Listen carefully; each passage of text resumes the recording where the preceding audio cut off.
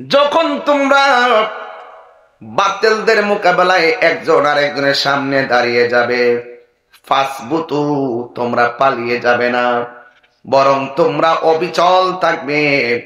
আর ওই বাতিলের মোকাবেলায়, অপশক্তির মোকাবেলায় ওয়াজকুরুল্লাহা কাসীরান লাআল্লাকুম তুফলিহুন।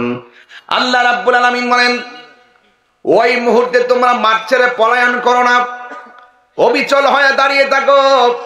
আল্লাহ রাব্বুল আলামিন বলেন, নিরাশ হয় না, দুঃখিত হয় না, চিন্তিত হয় না, হতাশ হয় না, বিজয় তোমাদেরই আসবে যদি তোমরা মুমিন হতে পারো। আল্লাহ রাব্বুল আলামিন কোরআনের মধ্যে বলছেন, কি বলছেন শুনেন।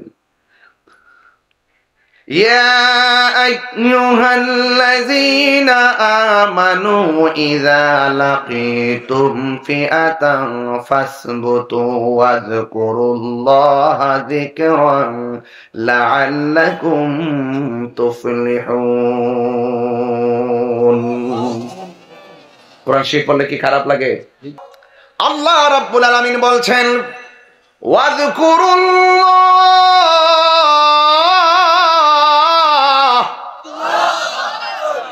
স্মরণ করব একজনকে, তিনি কে? আল্লাহ বলে স্মরণ করবা কাসীরা, অধিক পরিমাণ আল্লাহকে স্মরণ করবে।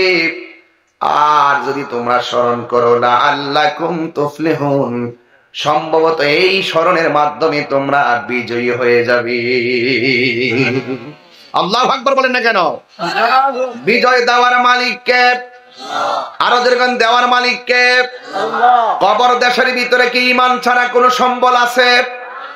এই জন্য আল্লাহ বলছেন, ওয়ালা তাহিনু ওয়ালা তাহসানু ওয়া আনতুমুল আ'লাউনা ইন কুনতুম মুমিনিন।